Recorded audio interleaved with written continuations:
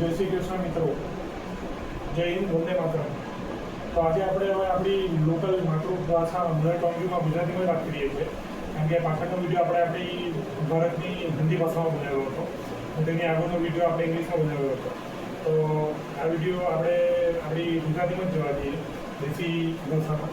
અને વાત કરીએ, કારણ કે વિડીયો તો બનાવવો પડશે જ મારે, તો હું એમાં વધારે ને વધારે આગળ સુધારો કરી શકીશ. જેટલા વધારે બનાવવા તો લોકોનું કોમેન્ટ આવશે, સજેશન આવશે, તો પછી હું તેના આગળ વધારીને યુટ્યુબ પર વધારે મારું ભવિષ્ય જોઈ શકાય. એટલે મેં આ જે ટાઈપ ઓફ લીધું, તો મારી જોબ પર હવે હું 7 વાગ્યા પછી બીજા ભાઈ આવશે તો ત્યારે છૂટાવું. તો મેં વિચાર્યું કે 2-3 વિડીયો બનાવી દીધા, કારણ કે નેટની બ્લૂટૂથની રેન્જ સારી છે. તો મેં એવું રાખું છું કે આટલી દૂરથી બી અવાજ ક્લિયર આવતો હશે. કારણ કે બ્લૂટૂથ સાથે કનેક્ટ છે, તો મારાથી આશા રખાય કે આટલો દૂર છું તો બી અવાજ આવતો હશે. નહીં તો બ્લૂટૂથ કનેક્ટ ના હોય તો આટલા દૂરથી અવાજની આશા ના રાખે. તમને વાત કરી તેમ જે એમેઝોન ઇન્ડિયા પરથી 750 અરાઉન્ડમાં લીધું હતું. હવે 3 નોઇઝ કેન્સલિંગના છે બટન. તો નોઇઝ કેન્સલિંગ બહુ સારું હોય, બેકગ્રાઉન્ડમાં બીજો બધો અવાજ જતો રહી અને આપણે જે વાત કરવા માંગીએ તે અવાજ ક્લિયર આવે. હા, અને એમાં આવું છે ને મિત્રો, ભાઈઓ તથા બહેનો, જેવી રીતે આપણે હિન્દીમાં બનાવી દીધો પછી ઇંગ્લિશમાં બનાવ્યો, અને જેવી રીતના હિન્દીમાં વાત કરી તેવી રીતના કે મતલબ વનસ્પતિ ઈંધણ એટલે બાયોફ્યુઅલ જે બરાબર નહીં ચાલ્યું ને જેનું કોઈ ભવિષ્ય જ નથી દેખાતું નહીં, ટોટલી મતલબ બહુ બધા ટ્રેડર લોકોના કરોડો રૂપિયા ગયા એમાં. ને પછી ઇથેનોલ 20 ને ઇથેનોલ 30 ને મતલબ સમજ નહીં પડે. મતલબ પહેલાં રોડવેઝ પર ધ્યાન આપવાનું હોય કે પછી ફ્યુલ પર ધ્યાન આપવાનું હોય. ન્યૂઝ પર અગાડી વધુ સરકારને બી મારી એ જ પ્રાર્થના છે કે મતલબ આવી રીતના મતલબ બધી જગ્યાએ પગ પ્રસારવા જાઓ ને પછી એક જગ્યાએ ના રહો. સૌથી પહેલાં રોડવેઝ આવે, એકદમ દબાવીને સારી ક્વોલિટીવાળા રોડવેઝ બનાવી દો કે ચોમાસું હોય કે ગરમી હોય કે શિયાળો હોય તો તેમાં પણ ટકી જાય ને તો પછી વાહનની વાત આવે. આ તો ઇથેનોલ 20 બી લાવ્યા, પછી બાયોફ્યુઅલ બી લાવ્યા. બાયોફ્યુઅલ તો કંઈ જ ગયું, કંઈ હતું જ નહીં. ઇથેનોલ 20માં બી કેટલું ખરાબ છે. મેન્ટેનન્સ વધારે આવે, ઇન્સ્યોરન્સવાળા હાથ ઊંચા કરી દઈ ને પછી હીટિંગ વધારે આવે ને નોર્મલ પેટ્રોલ જેટલો જ ભાવ ને પછી એવરેજ બી વધારે નહીં આવે. તો ભાઈ શું ફાયદો છે? મતલબ ટોટલી પ્રેક્ટિકલ ના મળે ને લોકોને તો રજૂઆત ખાલી થઈ ને એની સામે કંઈ નહીં મળે. ને ખેતીની વાતમાં કે શેરડીની ખેતી કરો ને શેરડીની ખેતી તમે કરો તો તમને તેમાં સરકાર સબસિડી આવે, એ વાત સાચી. પણ દરેક જગ્યાએ શેરડીની ખેતી થોડી થાય. આપણે અહીંયા ભારતમાં તો મતલબ વિવિધતામાં એકતા, દરેક જગ્યાએ જમીનને બધું એવું હોય છે કે અમુક જગ્યાએ તો પાણી હોય જ નહીં. જો પાણીની આપદા હોય તો ત્યાં પછી શેરડી તમે કેવી રીતના કરવાના? તો પાણીને કેવી રીતના મતલબ જે રીતના વાત આવેલી કે 1 લીટર ઇથેનોલ બનાવવામાં 2800 લીટર જેટલું પાણી. ઓ ભગવાન! અને નોર્થમાં બી એવું નથી, નોર્થમાં બી ઘણી જગ્યાએ પ્રોબ્લેમ છે. મહારાષ્ટ્રમાં આ બધું તો બહુ બધી જગ્યાએ પ્રોબ્લેમ છે. તો મતલબ ત્યાં તો મતલબ પછી અલગ અલગ પાકને અલગ અલગ વસ્તુ સારું પડે ને. ખજૂરને જે કઠોળ ને પછી કેરી હોય તો તેમાં ખાલી એક સિઝન એક ઋતુ દરમિયાન પાણી જોઈતું હોય ને તે સારી રીતના થાય. નહીં તો ભાઈ શેરડીમાં તો બહુ પાણી જોઈએ, મને ખબર ત્યાં સુધી. ભાઈ ચોખામાં બી બહુ પાણી જોઈએ. કે પ્રેક્ટિકલી બધી જગ્યાએ પોસિબલ નહીં મળે. ને તમે બધી જગ્યાએ પુશ કરો ને ત્યાંથી ઇથેનોલ કાઢો ને પછી તે ફ્યુઅલમાં નાખો ને પછી તેમાં બી પાછું રિઝલ્ટ રૂપે કંઈ આવે નહીં, ખરાબ આવે રીતના કે એવરેજ માઇલેજ નહીં આવે, મેન્ટેનન્સ વધારે આવે, ઇન્સ્યોરન્સવાળા ના પાડે. કારણ કે E20 કે E30 ઇથેનોલ 20% કે ઇથેનોલ 30% સાથે એન્જિન કમ્પેટેબલ છે જ નથી. તો પછી બધી વાત થઈ જ. એટલે કે પાછું શેરડીમાંથી પાછું કરવામાં પ્રદૂષણ બી વધારે થાય છે. દિલ્હી અને હરિયાણા પંજાબમાં જે મુદ્દો છે તો પછી આ વસ્તુ પ્રેક્ટિકલ બિલકુલ ના કહેવાય. મારું તો એમ જ કહ્યું કે ઇલેક્ટ્રિક વ્હીકલ જ બહુ સારો અને મજબૂત ફોકસ એકદમ ગ્રેટ છે. બધી વાતથી પ્રદૂષણ નહીં થાય, ફિઝિકલ બી નહીં થાય, નોઇસમાંથી મતલબ એન્ઝાયટી, તાણ, પછી અવસાદ ને પછી જે માનસિક રોગો છે.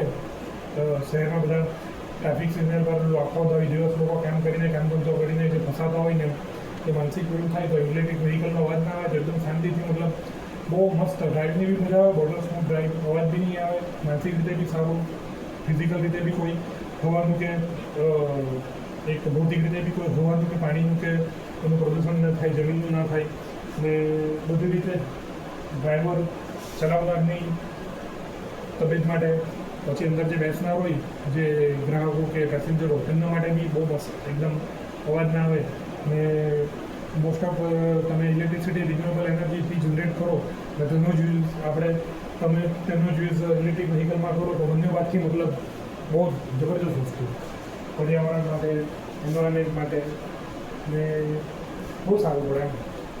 તો આ વિડીયો તો 5 મિનિટ ઉપરમાં લઈ લીધો આપણે ગુજરાતી ભાષામાં છે એટલે મને થયું થોડું કે 5 મિનિટ ચાલો લઈ લઈએ આપણે. ને જેવી રીતના વાત કરી જેવી રીતના કે હું તો સીએનજીમાં બી ના જ પાડું કારણ કે સીએનજીમાં બી એવું છે કે સીએનજીની કિટ બી મોંઘી પડે ને પછી એવરેજ બી તમે જુઓ તો પેટ્રોલ ડીઝલની પાસે જ પહોંચી ગયેલું. હા, માઇલેજ એવરેજ થોડી ઘણી વધારે આવે પેટ્રોલ ડીઝલ કરતાં પણ કંઈ ઇલેક્ટ્રિક વ્હીકલ જો સીધી લીટીમાં જોરદાર ફાયદો તો ના જ મળે એમાં. ઇલેક્ટ્રિક વ્હીકલમાં હવે તમારી પાસે સારા ઓપ્શન આવી ગયેલા છે સુપર ફાસ્ટ ચાર્જ. કારણ કે મારી તો બહુ જૂની છે, 2.5 વર્ષ, બહુ જૂની નહીં કહેવાય પણ 2.5 વર્ષ તો 30 કેવી કમ્ફર્ટેબલ. પણ હવે તો 60 કેવીને 120 કેવી બી આવી ગયેલા એટલે મારી 30 કેવીને 0 to 100% કરવામાં થોડું ઘણા 2 કલાક જાય પણ 60 કેવી હોય તો તે 1 કલાકની અંદરમાં અને 120 કેવી હોય તો 25-30 મિનિટમાં 0 થી 100% ફૂલ ચાર્જ. તો મતલબ તમે વિચાર કરો મતલબ કે મારી પાસે 15 મિનિટ ચાર્જ કર્યું હોય 5 યુનિટ લીધા હોય તો 40-45 કિલોમીટર આવી જતો હોય તો જે સુપર ફાસ્ટ ચાર્જવાળી 60 કેવીને 120 કેવી આવી ગયેલી છે તો તેમાં તો 15 મિનિટ ચાર્જ કર્યું હોય તો આરામથી 100 કિલોમીટર અને પેલી 120 કેવીમાં તો આરામથી 150 ઉપર કિલોમીટર 15 મિનિટમાં. તો ઇલેક્ટ્રિક વ્હીકલમાં બી એવું છે કે તમારી પાસે એવું નથી કે તમારી પાસે અલગ અલગ છે 5 મિનિટ ચાર્જ કરો, 15 મિનિટ ચાર્જ કરો, અડધો કલાક ચાર્જ કરો, જે પ્રમાણે તમારે જવાનું હોય તે પ્રમાણે. તમારે નજીક જ જવાનું હોય ને બેટરી ઓછી એવરેજ હોય ને 25-30 કિલોમીટરની રેન્જમાં જોઈએ તો તમે 10 મિનિટ ચાર્જ કરીને બી 2 કે 3 મિનિટ લઈને બી ઘરે પહોંચી શકો છો. એવું કંઈ જરૂરી નથી કે ફૂલ જ કરાવવાનું અને ફૂલ શું કામ કરો, ખોટા ખર્ચા હું કામ કરો તમે. જે રીતના વાત કરી જેમ ભારત પેટ્રોલિયમ તો મતલબ ઓછા ભાવે આપે જ છે, જે મતલબ એકદમ 14 રૂપિયા પર યુનિટ ફાસ્ટ ચાર્જિંગ ઈ ટાઈપ ભારત પેટ્રોલિયમ ને તે બી જીએસટી સાથે. જ્યારે બીજા બધા તો બહુ વધારે છે ને સારું છે એમ કારણ કે 14 રૂપિયા મેટર કરે, ક્યાં 14 રૂપિયા ને ક્યાં 20 રૂપિયા ને ક્યાં 23-24 રૂપિયા.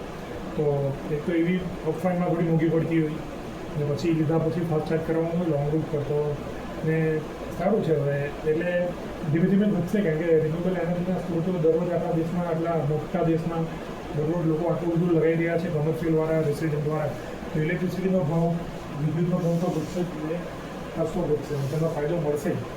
હવે આ વિડીયો 7 મિનિટ ઉપર નીકળી ગયો તો મેં વિચાર્યું કે 8 મિનિટ પર જવા દઉં, પછી વિચારું છું કે 10 મિનિટ પર જ જવા દઉં કારણ કે પેલા ભાઈ આવશે તો એમને એટલીસ્ટ હજુ 7 વાગ્યા છે તો 7:15 તો લગભગ વાગતા જ છે. તો એમાં જે રીતના વાત કરતા છે કે મારું મેઇન જે છે ઇલેક્ટ્રિક વ્હીકલનું મારું જ્ઞાન ને ઘરે જે રીતના 14 કેવીનો સોલરનો પ્લાન્ટ છે આજે 38 કેવી જેવા જ કર્યા વાતાવરણ ને બધાના હિસાબે મેં ઓટોમેટિક ક્લિનિંગ સિસ્ટમ બી ચાલુ કરી નાખી છે ટાઈમર. મેં સ્ક્રીન રેકોર્ડિંગ નાખું જ છું તમે તેના પર બી કોમેન્ટ કરીને સવાલ કરી શકો છો અને હું બધું લિંક ને બધું તમને આપી દેવા. આપણું કોઈ કમિશન તમે છે જ નથી. સબસ્ક્રિપ્શન કરો, આપણે બીજાના કર્મોમાં પૂરેપૂરો વિશ્વાસ રાખીએ. જય શ્રી કૃષ્ણ. કર્મ કરીને જે છે તે કર્મથી જ બધું ચાલે ને ભોગવવાનું ને પેલું કહે ને કરેલું કેટલે જાય નહીં. તો એટલે તમે બી કોમેન્ટ શેર કરો ને કંઈ બી અચકાવો નહીં, કંઈ બી કોમેન્ટ કરો, કંઈ બી પૂછો કે આ કેવી રીતના નાખવા. બહુ સિમ્પલ છે. હું તમને કોમેન્ટમાં બી એટલું બસ સમજાવી દેવાનું ને વિડીયો બનાવીને બી નાખી દેવા ને એકદમ કોઈ રોકેટ સાયન્સ છે ને તમને બહુ કામ લાગશે. ટાઈમર કાઉન્ટર ફંક્શન છે વિપ્રોના 16 એમ્પિયરના સ્માર્ટ પ્લગ જે તમે ઘરની મોટરમાં નાખી દો તો ઓટોમેટિક ટાઈમર નાખ્યા કરો તો ચાલુ કરવાની જરૂરિયાત જ નહીં મળે. તમારા વપરાશ પ્રમાણે એપ્રોક્સિમેટ ટાઈમર નાખી દો તેટલું ચાલી જાય રોજ ને તેટલું પાણી ભરાઈ જાય. એર કન્ડિશનિંગ બી તમે આખી દુનિયામાં ગમે ત્યાં રાખી તમે ચાલુ કરી શકો ને પછી તમારી ઈવી હોય તો નોર્મલ ચાર્જરમાં તમે નાખેલું હોય તો આખા દિવસ દરમિયાન ફૂલ ચાર્જ કરવામાં કેટલા યુનિટ ગયા, આખા મહિનામાં કેટલા યુનિટ ગયા અને બધા મહિનાઓમાં આખા વર્ષમાં કેટલા યુનિટ ગયા તેની આવી જાય. તો તમે વિચાર કરો પાવર કન્ઝપ્શનના યુનિટ વાઇઝ ને પછી ગમે તમે ચાલુ બંધ કરવા ટાઈમર કાઉન્ટર એ કોઈ ઘરે તમારે મહેમાન આવેલું હોય ને ચાલુ કરવું હોય તો તમને કોલ કરે, મેસેજ કરે તો તમે તમારા મોબાઈલ પરથી એપ પરથી આરામથી ઇઝીલી કરી શકો. વાઈફાઈ સાથે પેરિંગ કરવામાં ફક્ત 1 મિનિટ લાગે. બધું એમેઝોન પર અવેલેબલ છે. એમેઝોનની માઇટી બ્લેસિંગ છે ને વિપ્રો આપણો અઝીમ પ્રેમજી ગુજરાતી માણસ આપણા ઉદ્યોગપતિ મોટુજી રતન ટાટા સર પછી. તો જય હિન્દ, વંદે માતરમ, જય શ્રી કૃષ્ણ મિત્રો, ધન્યવાદ.